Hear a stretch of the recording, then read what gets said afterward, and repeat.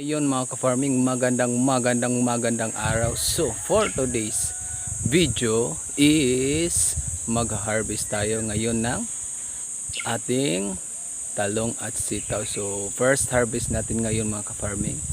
So ayun, ang ganda ng araw ngayon mga ka-farming, sobrang init. So ano ba yun? Sobrang init na talaga ng panahon ngayon mga ka-farming. So ayun, simulan natin ang pag-harvest. So ayun.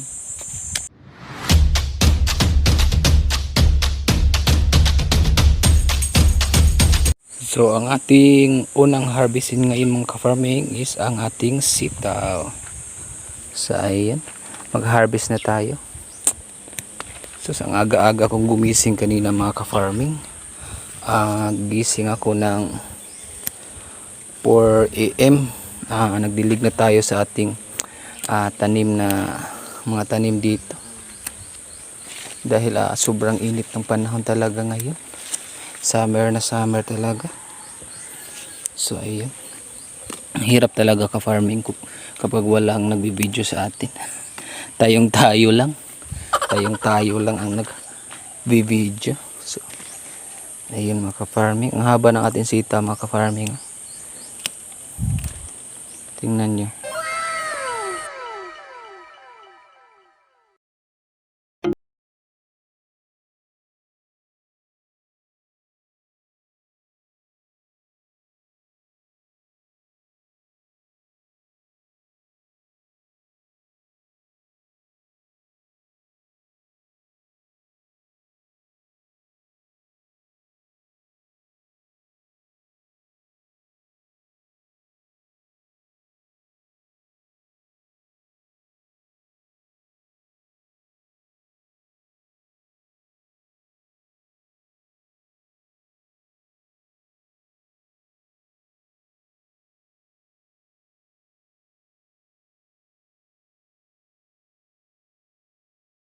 Farming, natapos na tayo sa pag-harvest ng ating sitaw.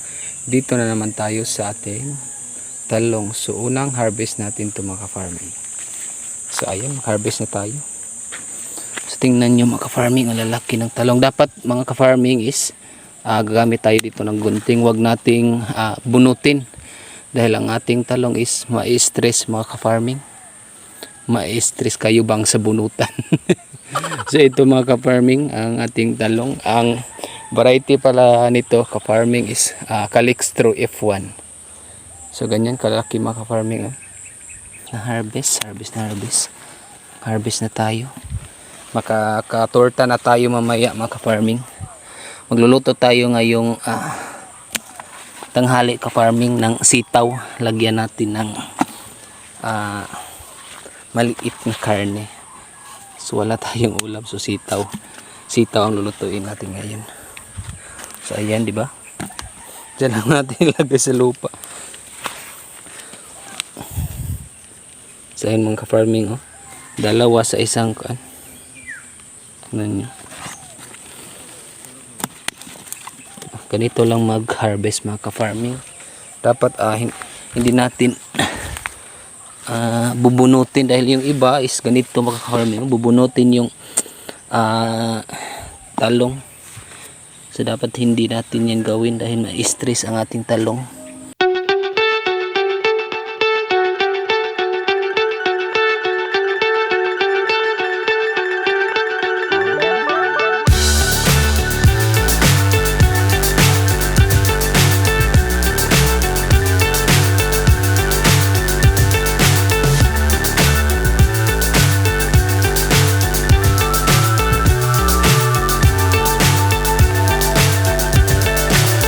So high I'm hypnotized. What's up is down, what's left is right. Chasing stars and holding you. I can't see the end, but we'll see it through.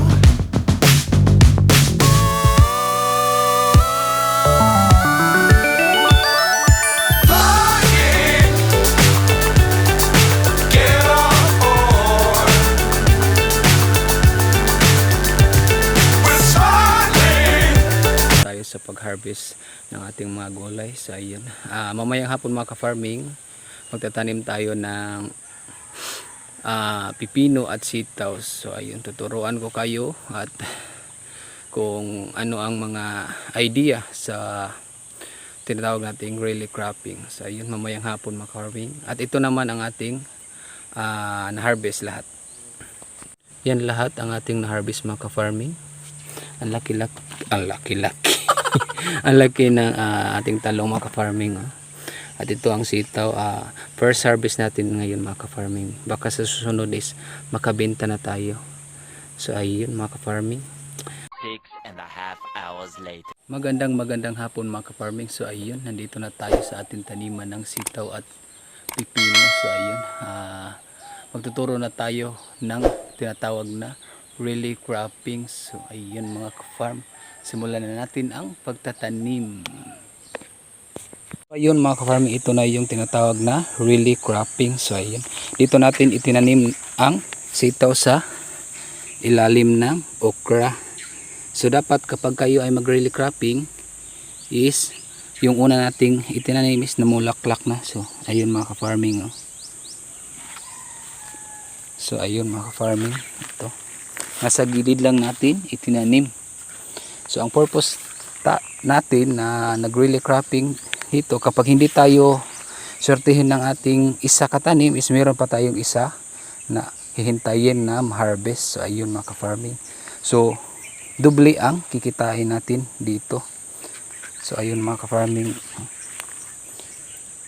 diba ang ganda kapag mag-relay cropping, hindi tayo aasa sa isa, meron pa rin isa. So ayun,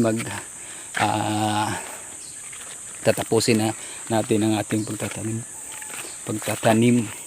So ayun mga ka-farming, so dito pala is naglagay tayo ng mga organikong pataba. So ayun, meron na siyang organikong pataba mga ka-farming ito.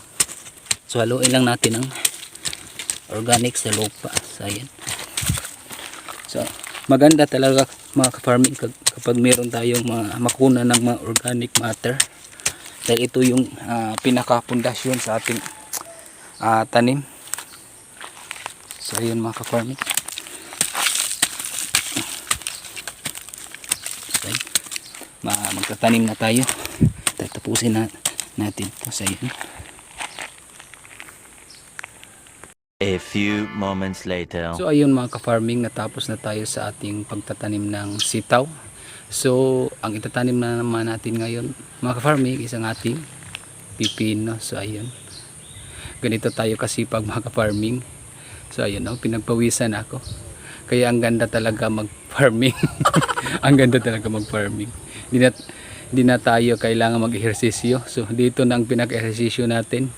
So kikita ka pa, makakagulay ka pa. So ayun mga ka-farming, so magtatanim na tayo. So ito yung seedlings ng ating pipino mga ka-farming. Sobrang ganda at ang taba pa. So meron na, dito natin siya itatanim. So ayun, meron ng organic materials dyan. So ayun mga ka-farming, magtanim.